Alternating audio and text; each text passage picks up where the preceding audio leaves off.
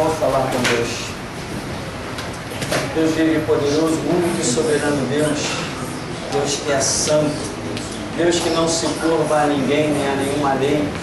Deus que é soberano, reina acima de tudo e de todos. A tua soberania, Deus, é tão tremenda que tu não consegues, ó Deus, te limitar a nada.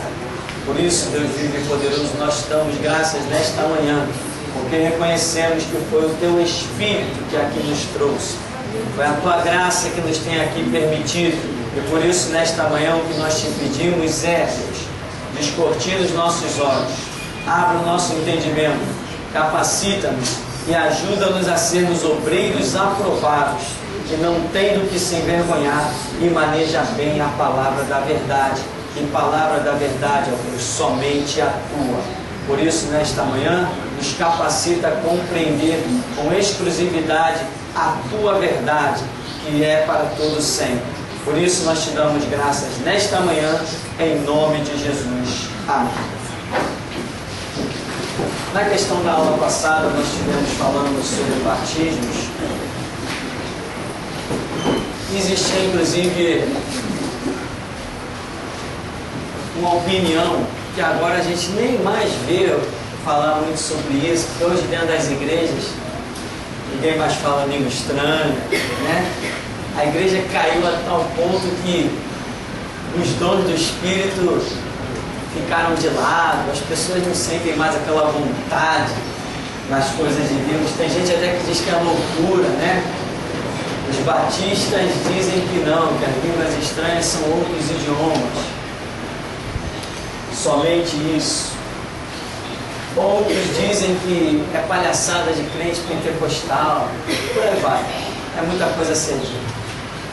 Aqui em Atos 19, na nossa aula passada, eu não sei se você teve dúvida, estudou em casa. Alguém tem dúvida, alguma pergunta sobre a aula passada? Se não, você abre a sua Bíblia em Atos 19. Nós vamos nos deparar com um texto escrito por Lucas. Quem escreveu Atos foi Lucas. Ele se preocupou em acompanhar o ministério do apóstolo Paulo. Lucas primeiro parece que ele está acompanhando o ministério do apóstolo Pedro. Daqui a pouco ele recebe uma direção de Deus, creio eu. Você vê que ele abandona Pedro e começa a acompanhar Paulo. Para onde Paulo vai, lá está Lucas. E Lucas começa a escrever toda a vida, ele acompanha a vida toda de Paulo até a sua prisão, que durou 2 anos, já lá no final do livro de Atos. Ele acompanha inteiramente a vida de Paulo, mas no começo ele está acompanhando a vida de Pedro. Então, Atos 19 foi escrito por Lucas, o mesmo evangelista que escreveu o evangelho de Lucas. Você vê que Lucas recebeu uma missão, né? Tremenda, né? Ninguém viu Lucas fazendo nenhuma oração, ninguém viu Lucas expulsando nenhum demônio, mas o homem na caneta é tal. Então, cada um recebe uma direção. O importante é andar nela. Quem produziu mais frutos para a glória do Evangelho? Paulo ou Lucas? Eis uma questão. Eu diria que ambos produziram seu fruto se ambos andarem no centro da vontade de Deus. Mas se fosse considerar na ponta do lápis, em uma visão natural, Lucas produziu muito mais fruto. Ele deixou registrado coisas que hoje servem para a nossa edificação. Então, sem o registro de Lucas, talvez nem Paulo não existisse. Amém? Nós não teríamos conhecimento de tantas coisas se elas não tivessem sido registradas. Então, muita gente considera o ministério maior ou o ministério melhor ou menor. Não. Cada um tem o seu ministério e todos têm o seu galardão assegurado diante de Deus. Atos 19, no verso 1, diz assim: Aconteceu que, estando Apolo em Corinto, Paulo, tendo passado pelas regiões mais altas, chegou a Éfeso e, achando ali alguns discípulos, perguntou-lhes: recebestes porventura o Espírito Santo quando crestes? Ao que lhe responderam: pelo contrário, nem mesmo ouvimos que existe o Espírito Santo. Texto digno de muito análise, em virtude da queda das igrejas terem sido assustadoras. Porque o que os discípulos dizem? Não, nós nem ouvimos que existe Espírito Santo. Ué, mas eles eram discípulos? A Bíblia já começa, Lucas começa dizendo que achou ali alguns discípulos. Se eles eram discípulos, eles tinham o Espírito Santo. Existe discípulo de Cristo sem ter o Espírito Santo? Não, não existe. Todo discípulo tem o Espírito Santo. Pelo que entendemos, a partir do momento que haja uma confissão para com Jesus Cristo, nós nos tornamos templo do Espírito Santo. E Paulo vai dizer: se alguém não tem o Espírito de Cristo, esse tal não é dele. Então, fica evidente que se eles são discípulos, automaticamente eles possuem o Espírito Santo. Ora, mas eles nem sabiam que havia Espírito Santo. Tá, isso muda a regra de Deus? Em que? Em absolutamente nada. A regra de Deus não depende do que eu compreenda dela. A regra de Deus existe, independente da minha razão, do que eu saiba ou não. A regra de Deus está lá de pé.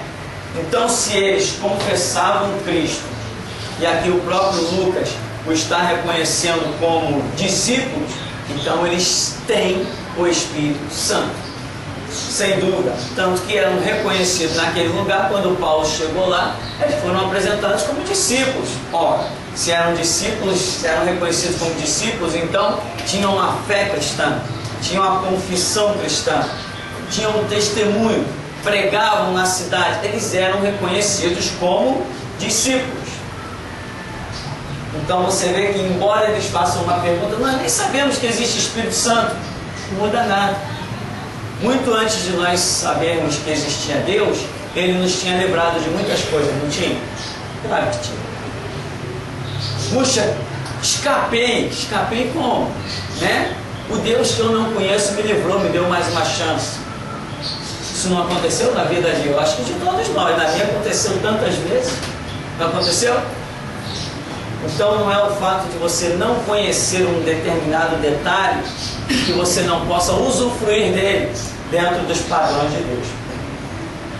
Aqui diz: então Paulo perguntou: em que, pois, fostes batizados? Responderam: no batismo de João. Né? Que João é esse? João Batista. Né? Será que João Batista foi tão longe? João Batista batizou esses camaradas aqui, lá em Éfeso? João Batista foi lá? Não. Então, que história é essa de batismo de João? É o que eles consideravam o batismo nas águas. E hoje nós também batizamos nas águas. E é o batismo de João? Nós batizamos alguém no Espírito Santo? Nós sempre batizamos nas águas. Não batizamos ninguém com o Espírito Santo.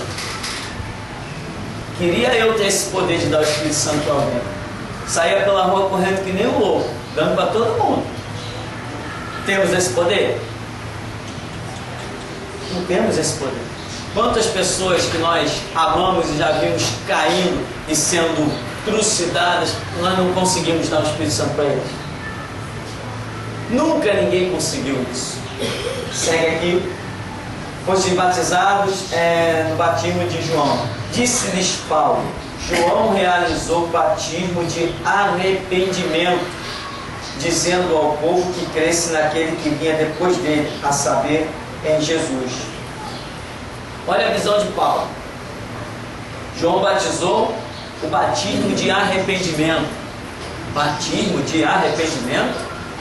Em que parte da Escritura existe esse batismo de arrependimento? Eu nunca vi. Eu nunca vi batismo de arrependimento na Bíblia. Eu vi batismo. Mas arrependimento? De arrependimento? Esses literais são complicados. Você, quando se batiza, é ali que você se arrependeu? Seu arrependimento não vem bem antes do batismo? Então, João batizou para o arrependimento. João diz, eu vos batizo com água para o arrependimento. Ele fez essa junção de frase, mas a doutrina não consiste nisso. Nesses detalhes, muito caem, semelhante àquilo que aparece no final do livro de Marcos, né? Quem crer e for batizado será salvo. As pessoas não sabem discernir quando um escritor está colocando uma opinião, mas quando você examina a doutrina do Evangelho, você não vê coerência na opinião que foi posta ali do escritor. Mas as pessoas têm maneira de dizer, né? Lembra? Tudo que está na Bíblia é bíblico. Tudo que está na Bíblia é bíblico. Inclusive o diabo falando em Mateus 4. Tudo que está na Bíblia é bíblico. É bíblico? É bíblico o quê? Que o diabo está falando em Mateus 4. É bíblico. Então, essas ideias que as pessoas se prendem ao literal de um texto, sem observar o contexto geral da Escritura, a doutrina de Jesus Cristo, isso aí assassina muita gente. Não vê as igrejas por aí? Na Bíblia está escrito aqui, vós sois o sal da terra. Então, olha, no dia tal vem todo mundo aqui levar um saquinho de sal para casa. E por aí vai. Está aqui escrito, Jesus andou sobre as águas, está vendo? Então, vou te dar água ungida. Por quê? É o literal. A doutrina do Evangelho, a ideologia do Evangelho não está na questão. Seguindo aqui, eles, tendo ouvido isto, foram batizados em o nome do Senhor Jesus. E impondo-lhes Paulo as mãos, veio sobre eles o Espírito Santo, e tanto falavam em línguas como profetizavam. Eram ao todo uns 12 homens. Aqui então, ferrou, consumou a história, tá vendo? Paulo impôs as mãos, eles falavam em línguas e profetizavam, tá? Tô frito então, não tem mais Paulo para impor a mão sobre ninguém. Acabou-se a história. Aí você vai ouvir, não, lá no alto daquele morro, né? Com essa historinha, tem um cara lá que impõe a mão e tu fala a língua e profetiza, é mesmo, é? Tadinho dele. Então, irmão, o que acontece aqui nessa história? A Bíblia mostra que achou ali discípulos. Se eles são considerados discípulos, nós vemos neles o quê? Uma confissão, uma história da doutrina dentro deles. Eles têm um conhecimento limitado? Sim. Eles não sabiam nem que existia o Espírito Santo? Não sabiam. Agora, certos detalhes que faltam no seu conhecimento não bloqueia a sua atitude cristã, ou bloqueia? Mas nem pensar, mas não bloqueia mesmo. Antes que eu soubesse que existia Espírito Santo da maneira como eu sei hoje, sabia que existia o Espírito Santo, acreditava que ele estava dentro de mim, mas não conhecia a história de Sansão, que ele podia arrebentar as cadeias. Não conhecia a história de Pedro, que o anjo ia lá e soltava, mas eu servia a Deus, mesmo sem ter certos conhecimentos. Hoje você tem que entender isso. Você tem o conhecimento pleno de Deus? Não. Mas você serve a Deus? Serve. Dentro daquilo que você entende de Deus, Deus está operando na sua vida, mesmo que você não conheça certos detalhes. O que manda é a regra da Bíblia, a sua fé, que tem o básico aqui dentro, que você já é capaz de discernir e pode ir adiante. Porque às vezes as pessoas ouvem certas pregações e vê alguém dando aula de Bíblia, do hebraico, significados de palavras, e limita a sua própria fé. Poxa, tá vendo? A fé daquele homem deve ser muito grande, porque ele tem um conhecimento disso, daquilo outro. Nem sempre isso é a realidade. Ter o conhecimento do fator literal é um caso. E você realmente se lançar aquilo que você conhece é outra história. Muitas pessoas conhecem muito, mas têm uma fé pequena. Outros conhecem pouco, mas naquele pouco que conhece, empreende toda a sua vida. Então o resultado é muito maior do que quem fez os seus seminários, suas academias, etc, etc.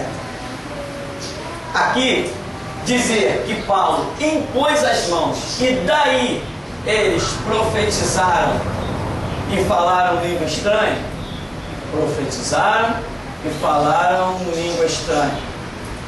Quando Paulo impôs as mãos, veja bem, que o fato aconteceu, tudo bem, aconteceu, mas que o fato virou uma regra, não, nunca virou regra, nem nunca vai virar regra.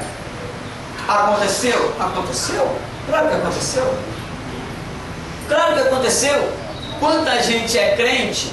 Eu tive essa experiência e tenho tido todo dia. Quantos crentes com confissão em Cristo, enfermos, já entraram neste lugar? Pastor, ora por mim.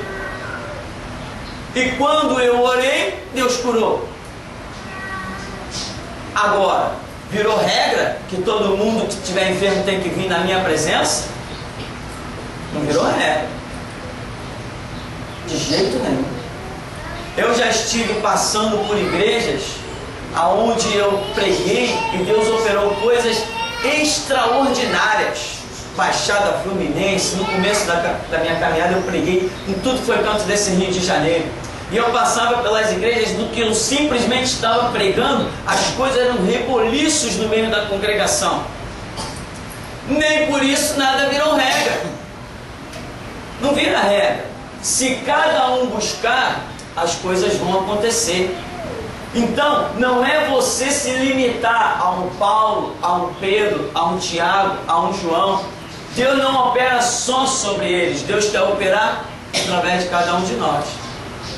Detalhe aqui, quando diz: tendo ouvido isto, foram batizados em nome do Senhor Jesus.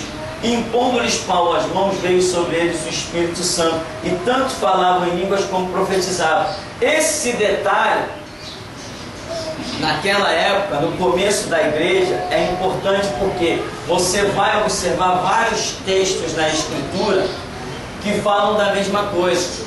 Por exemplo, quando Pedro foi até Cornélio, o curtidor, né? E Pedro está pregando para eles e diz que eles começaram a falar em línguas e profetizar. E muita gente toma aquilo como regra. Não é regra.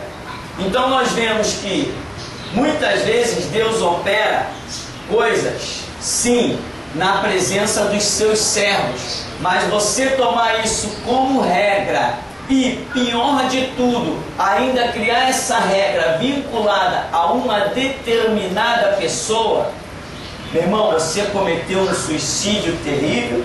Você vai começar a ter uma vidinha sem sentido, vai ficar correndo atrás de profeta aqui, profeta ali, ungido aqui, ungido ali, e nunca vai ter a sua própria vida com Deus.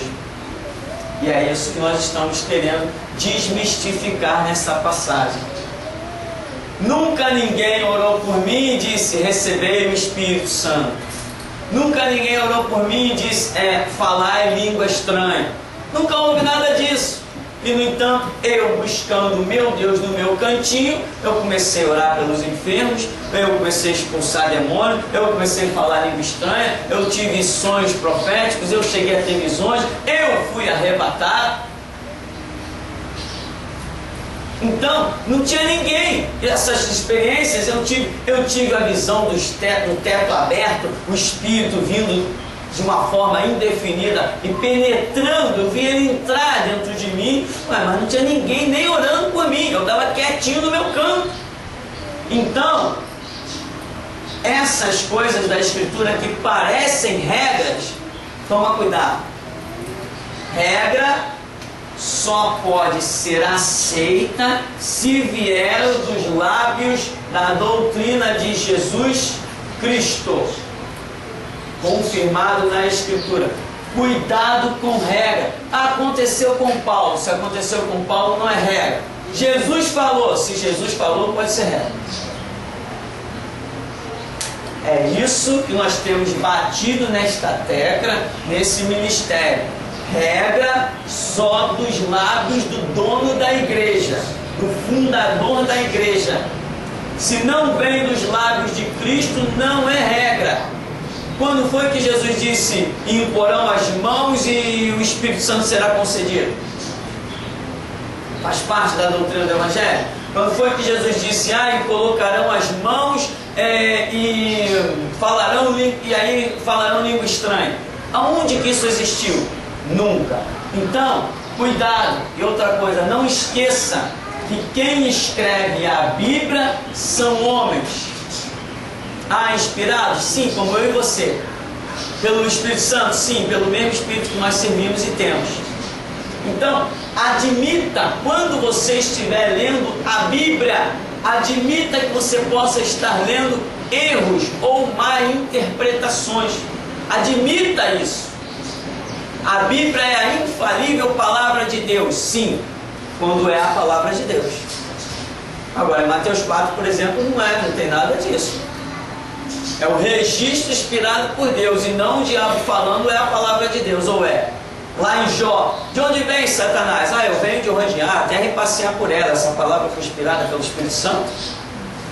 Palavra do diabo. O diabo, em algum momento, ele pode se tornar templo do Espírito Santo.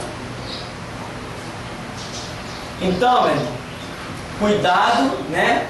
Nessa parte dos batismos, cuidado com as regras. Eu não tenho muito ouvido falar nessas interpretações, não, até mesmo porque as igrejas, os pastores hoje não têm nem mais coragem de abrir a Bíblia. Perderam até a coragem de abrir a Bíblia. Por quê? Porque eles estão vendo que estão abrindo a Bíblia e não tem nada para dizer. Perderam a coragem. Irmão, vamos fazer a campanha aqui. O Santo Cristo está cheio de faixa nas igrejas. Ali embaixo, na Rua da América, tem faixa. Aqui na Rua Santo Cristo tem faixa. É a campanha não sei de quê. Não sei o que do adolescente, a mulher ungida. É tudo faixa, acabou. Não tem mais Bíblia. Agora é só slogan, só palhaçada. As igrejas do Santo Cristo, tudo palhaçada. Tudo palhaçada. Investimento alto em música. Eu estou vendo aí nos movimentos. E campanha para jovens. Campanha para jovem daqui, campanha para jovem dali. E cadê o Espírito Santo? Cadê a palavra? Cadê a doutrina? Não tem nada disso, é só campanha. Então, para concluirmos isso e seguirmos adiante na nossa apostila, disse aqui no verso 4, disse-lhes Paulo: João realizou o batismo de arrependimento, dizendo ao povo que cresce naquele que vinha depois dele, a saber, em Jesus. Alguém passou pela cidade de Éfeso e, achando como discípulo, batizou essas pessoas aqui. Porque João não foi a Éfeso. A Bíblia demonstra a vida de João em termos que não chega a Éfeso. Então, alguém batizado por João saiu pregando, esses camaradas creram e batizou-os também e disse que era o batismo de João. E eles ficaram com aquilo na mente, na memória, e para eles eram apenas batizados no batismo de João. E o papo de ser batizado no Espírito Santo já é coisa que entrou erroneamente na cabeça dos membros da igreja há muito tempo. Você vê essa doutrina há muito tempo nisso. Quando nós lemos alguns livros de história, nós já vemos essa divisão. Eu tive um professor de hebraico no seminário, que ele passou um sufoco terrível em uma igreja presbiteriana. Eles acreditavam que a pessoa que cresce em Jesus seria batizada nas águas, e no mesmo momento em que fosse batizada nas águas, seria também batizada no Espírito Santo. O camarada ficou 2 horas de molho dentro da piscina. Por quê? batizado aí nas águas, falou assim, amém, foi batizado nas águas, agora vai ser batizado no Espírito Santo. E começaram a impor as mãos sobre ele, pastor, presbítero, sei lá o que, e imitando lá uma língua estranha, falando, e achavam que, para completar a desgraça, o sinal de alguém batizado no Espírito Santo seria também falar em línguas. Então estava determinado que enquanto ele não falasse em língua estranha, daquela piscina ele não saía. Eles acreditavam nessa regra. E o professor falou que depois ele fez o quê? Teve que pedir perdão. Porque uma hora, então os caras lá seguram a cabeça dele e aquela agonia, 1h30 de ele falou, depois de 2 horas eu não aguentava mais aquele negócio. O primeiro que estava falando uma língua aqui perto do meu ouvido, aquele zum zum zum, eu comecei a imitar aquilo ali para me livrar daquela situação. Um erro chama outro, um abismo chama outro. Aí resultado, imitou uma língua lá, aí alguém disse, pronto, foi batizado no Espírito Santo. Entra o próximo. Misericórdia. Então, meu irmão, cuidado com regras que não tenham saído pelos lábios de Jesus. Muito cuidado. Daqui a pouco, você está aí, sei lá, né? Pode ser que você de repente se medir para uma outra igreja. Cuidado. Toma muito cuidado.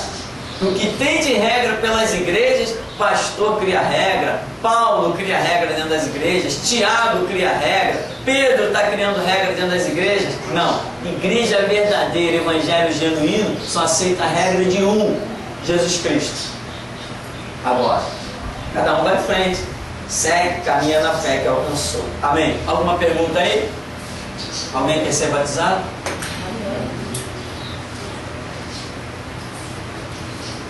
Bom, nós vamos então seguir. Abaixa aqui mais. No vermelho que sai das caixas. Nós vamos então seguir na nossa página 29.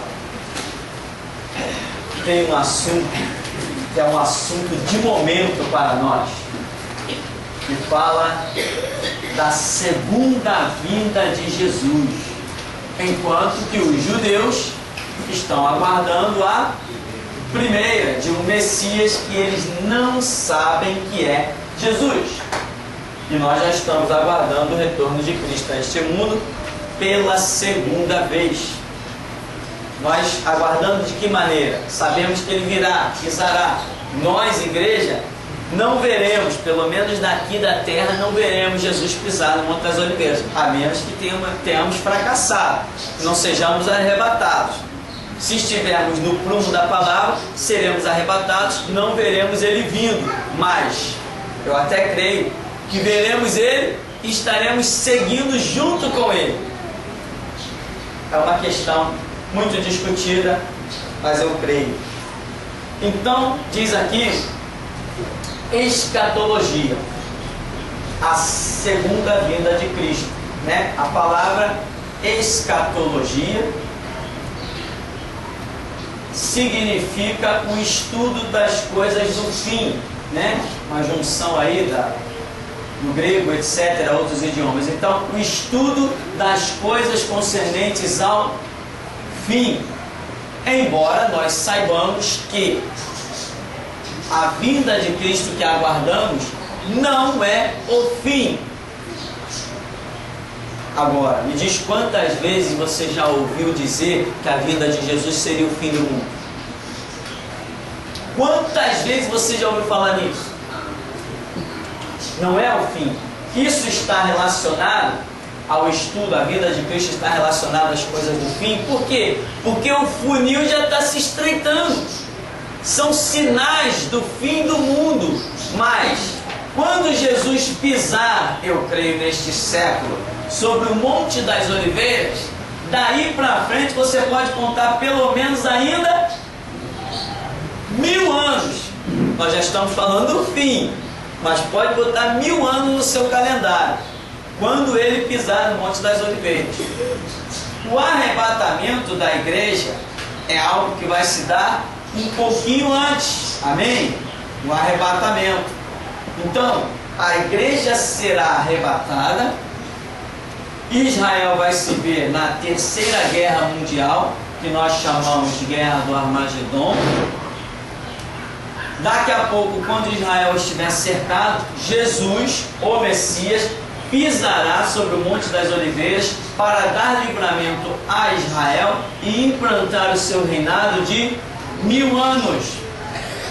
Sendo que, não esqueça, antes que Jesus desça sobre o Monte das Oliveiras e livre Israel, Israel vai passar por horrores que você pode aí acreditar que serão horrores piores do que o Holocausto, que é tão falado, tão divulgado, tanta polêmica. Horrores piores Israel vai estar passando quando Jesus vier finalmente dar livramento a Israel e implantar o seu reinado milenar com sede em Jerusalém. A sede será lá. E eu creio que a igreja, não sei quantos ou se todos, mas eu creio que a igreja, nem que seja uma parte ou alguns escolhidos, retornarão para esse reinado com Cristo, porque Israel não terá condição de estar de imediato pregando o Evangelho aos 4 cantos. Vai ter que ter um tempo para que eles aprendam aquilo tudo que eles negaram durante gerações e gerações. Então, a segunda vinda de Cristo, nós costumamos dividi-la em 2 etapas, porque elas se confundem nas interpretações da Escritura. Então, essa segunda vinda de Cristo, ela está relacionada a uma interpretação de arrebatamento, que é a igreja subindo, e a uma questão de retorno de Cristo sobre o Monte das Oliveiras, que é Cristo descendo, é Cristo vindo literalmente. Isso aí já foi confundido de uma maneira absurda. As pessoas pegam textos específicos do retorno de Cristo sobre o Monte das Oliveiras e confundem com o arrebatamento.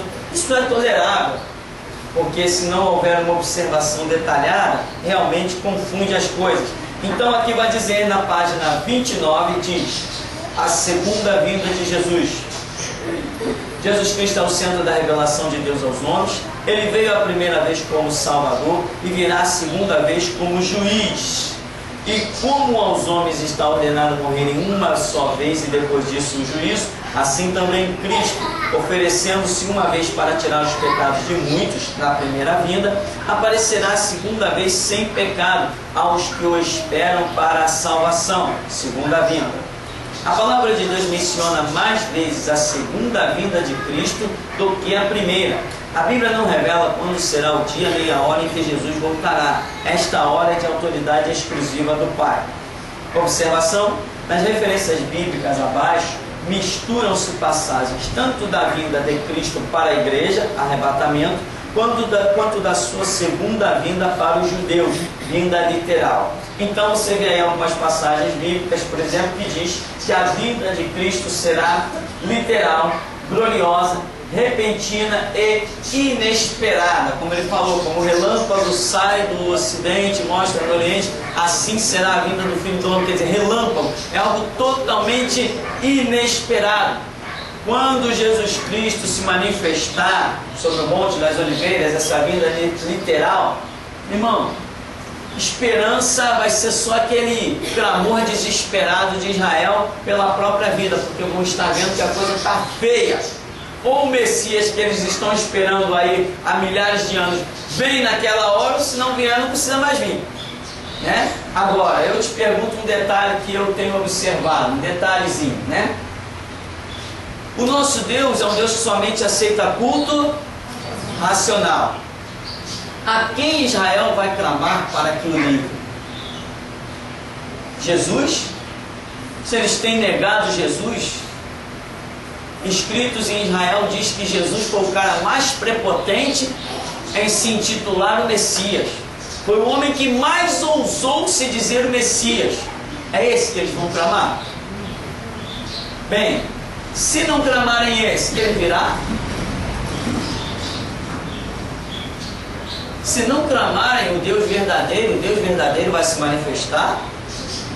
Então, se a Bíblia diz que Deus exige o culto racional, não aceita, então o clamor deles terá que ser por Jesus, senão ele não vai se manifestar. Ninguém servindo ao diabo vai invocar um conceito sei lá o que e vai ter a graça de Deus. Não. Enquanto não invocar o que é certo, não vai ser alvo das misericórdias. É isso que nós entendemos pela Bíblia. Então Israel terá que clamar pelo Messias. Por isso, hoje nós somos a voz da restauração. E já estamos preparando trabalhos que já estão atingindo os judeus. Quando, mesmo eles negando, depois que a igreja for arrebatada, e quando a guerra do Armagedon, aqueles povos cercarem a nação de Israel, que eles se verem perdidos, e vão esperar o Messias, Messias, Messias, que eles verem que não está vindo Messias nenhum, aí eles vão clamar o nosso Jesus. E nós, voz da restauração, já estamos apresentando para ele. Você já viu o site Ouve ao Israel? Quem já acessou o site Ouve ao Israel? Foi feito por aqui, amém? Foi feito por aqui. Está muito bom aquele site, nós vamos estar ali alimentando. E vamos começar a colocar coisas chaves que o judeu vai tomar conhecimento. Vai crer? Não, mas na hora que chegar, que a coisa ficar feia, eles vão ter que clamar esse daqui, o nosso, porque o deles não existe. O Messias que eles criaram na cabeça deles, no cavalo branco, o guerreiro, o tal, esse não existe. O que existe é o nosso. Quando o nosso, montado no jumentinho, veio, eles disseram, esse aí nós não queremos.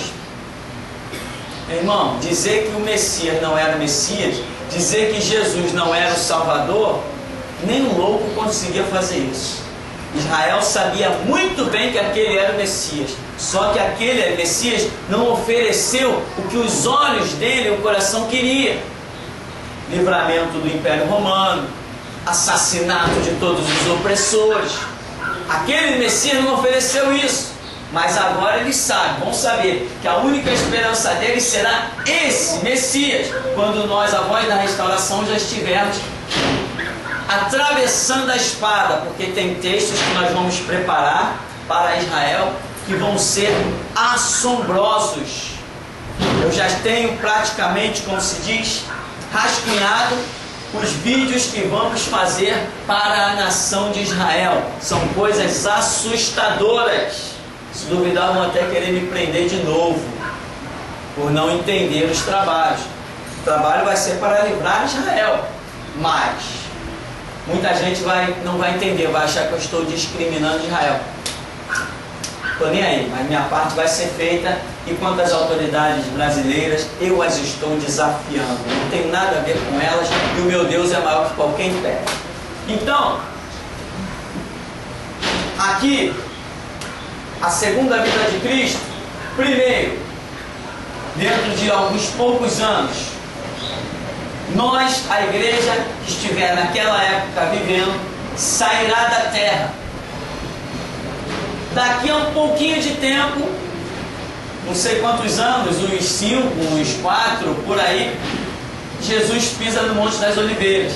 Nesse intervalo, é um intervalo em que as forças mundiais marcharão contra Israel, na tal chamada Guerra do Armagedon.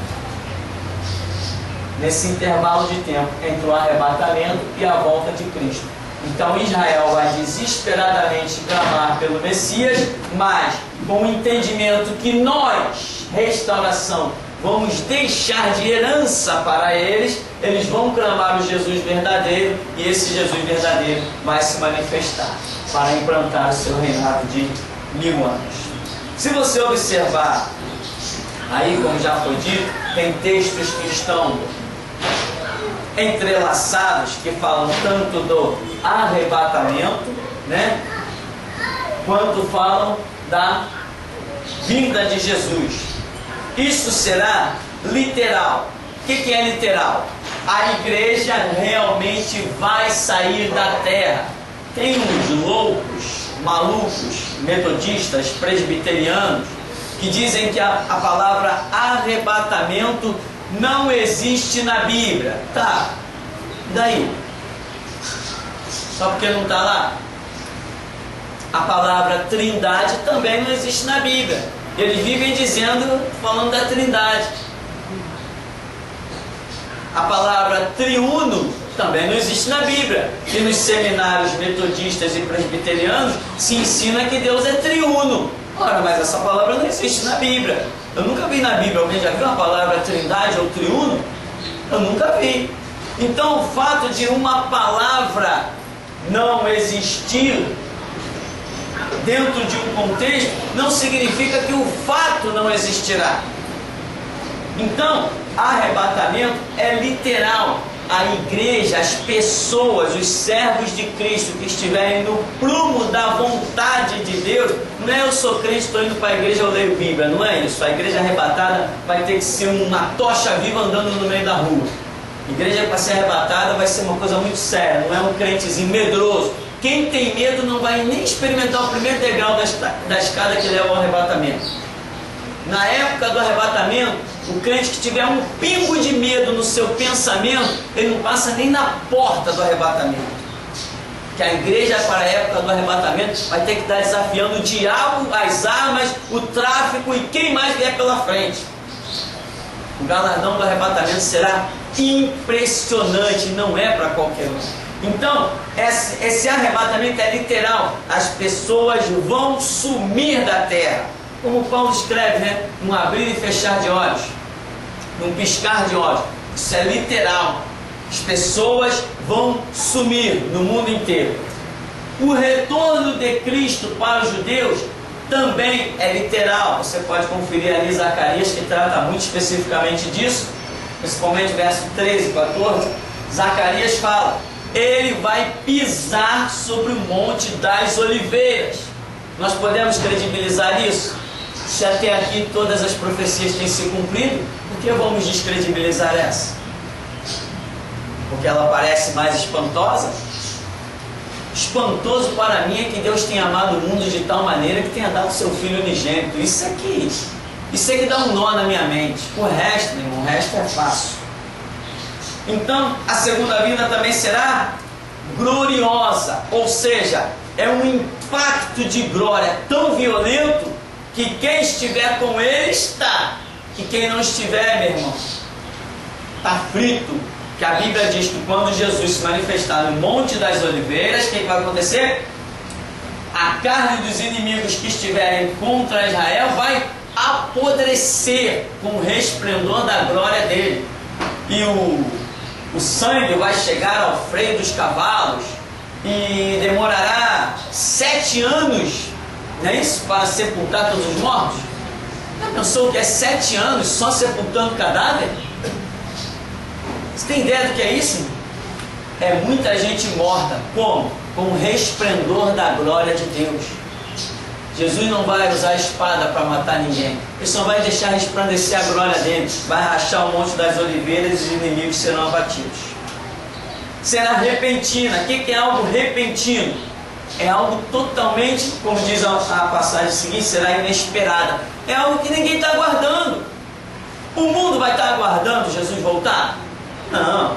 Aqueles que estavam com esse conhecimento já foram embora, já foram no arrebatamento.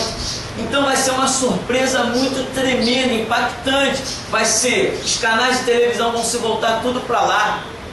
O poder será terrível. Exércitos de todas as nações, o maior exército do mundo, da China, da Coreia, aqueles exércitos imensos, tudo abatido, só cadáver no vale do Armagedon e adjacência. Por quê? Porque aquele cara lá se manifestou no Monte das Oliveiras. Olha lá, o mundo todo viu. Olha os cadáveres. 7 anos para sepultar mortos. Aí quando nós descermos com ele, que formos espalhados nas nações, haverá uma marca em nós. Quando nós dissermos, assim não, sim senhor, é o que vão dizer pra gente.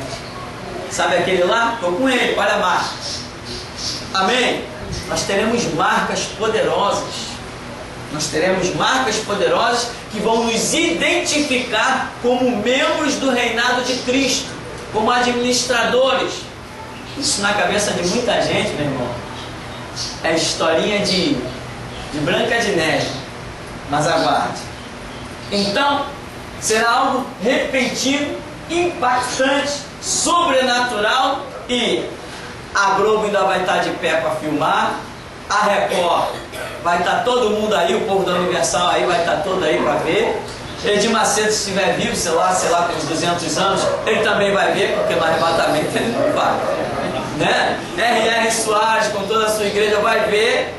Depois a gente entra com o chicote nas igrejas dele. Então, essa turma toda, Miguel Ângelo, né? Tomara que ele viva uns 200 anos para ele ver o retorno de Cristo aí. Então, todo mundo vai ver. A coisa vai ser impactante. O mundo vai sofrer um abalo totalmente sobrenatural, repentino, inesperado. Vai todo mundo ficar desequilibrado. E nós desceremos com Cristo. Desceremos com Cristo, tá, irmão? Não esquece não, nós desceremos com Cristo. A coisa é literal. E reinaremos com Ele durante 1000 anos, como se cumprirá a palavra de Apocalipse, né? Os que têm parte na primeira ressurreição, né? Vivem e reinam com Cristo durante 1000 anos. 1000 anos compreende um tempo limitado. São 1000 anos, mas é limitado. Então, se é limitado, está se referindo à terra e não ao céu. Tudo que você vê na Bíblia definindo um tempo limitado, aquela referência é para a terra e não para o céu. Porque quando se trata de eternidade, as coisas são consumadas eternamente. Ah, as bodas do Cordeiro. As bodas do Cordeiro não são passageiras, não. São eternas. Os que cantam o cântico de Moisés no Monte Sião, é eterno. Os 144 mil comprados das tribos de Israel, não são 144 mil, aquilo ali é um número simbólico, é eterno, porque são fatos vistos por João lá na eternidade. Agora, quando a Bíblia fala 1000 anos, 1 bilhão de anos, quando ela define um tempo, ela está falando de terra. Portanto, a vinda de Jesus não é a destruição do mundo, né? Lembra? O mundo vai acabar no ano 2000. Eu falei assim, é mesmo, é? Venda suas propriedades para mim, vou fazer que nem José no Egito, estou comprando tudo. Se alguém quiser vender, né? Compra o limousine, compra o carro. Eu acho que o mundo vai acabar daqui a pouco. 2012 tem uma profecia, né? Que o mundo vai acabar. Quem já viu essa profecia? Já viu, né? Então, 2012 o mundo vai acabar. Se alguém quiser vender suas propriedades, estou comprando tudo, tá bom, irmão? Essa marca, no caso, os que retornarão com Cristo, a gente pode afirmar que voltarão em corpos gloriosos ou a lugar de casamento? Essa marca que você fala nós do reinado? Essa marca, veja bem, é uma imaginação. A Bíblia não define a marca. Mas veja bem, hoje nós temos uma marca. Nós temos uma marca. E essa marca, ela é vista claramente no reino espiritual. Agora, nós temos outra marca que sofre um impacto no mundo natural. Quando abrimos a boca, o Espírito Santo está falando por nós. Não tem traficante, não tem vagabundo, não tem revólver, não tem ninguém. Quando o Espírito Santo move e nos dá a palavra, neutraliza qualquer um, fica todo mundo de boca aberta chorando na nossa frente. Isso é uma marca, um tipo de marca. Agora, que marca haverá no milênio? Uma coisa eu sei, que essa unção poderosa do derramar do Espírito Santo nas nossas vidas já é uma que vai existir. Então não me prendo a uma marca literal, ou melhor, visível. Uma marca visível. Ah, todo mundo viu, lá, aquele cara tem um chapéu ou sei lá o que. Não vou me prender a isso. Por quê? Porque a Bíblia não fala disso. Agora, a Bíblia demonstra uma unção tremenda sobre a vida de pessoas que fizeram calar reis. Né? Lembra do rei Agripa? Paulo, por pouco tu me persuades a me tornar um cristão? Porque sentiu o impacto da palavra do homem. Você tem que fazer um cristão? Ele sentiu um abalo quando Paulo está falando com ele. Né? Aquele carcereiro sentiu um abalo quando Paulo falou com ele: não te faças mal algum, estamos todos aqui. Olha, aquele terremoto foi um sinal de Deus na vida de Paulo, que abalou tudo. Então existem muitas maneiras de se manifestar sinais. E esse sinal vai existir. Como? Visível? Visto? Não sei, mas que vai existir, vai. Hoje nós temos sinais. Enquanto estamos calados, muita gente olha pra gente, aquele cara é um cara normal. Já vivi essa experiência, sei lá quantas vezes. Todo mundo conversando numa sala, batendo papo. Eu estou lá na minha. Daqui a pouco abre uma brecha, o Espírito Santo dá a palavra, quando a gente abre a boca, cala todo mundo, você vira o centro das atenções. É um sinal poderoso. Agora, eu creio que a coisa do milênio vai ser muito além disso. Vamos dar uma paradinha para a gente beber uma vinha e daqui a pouco a gente volta.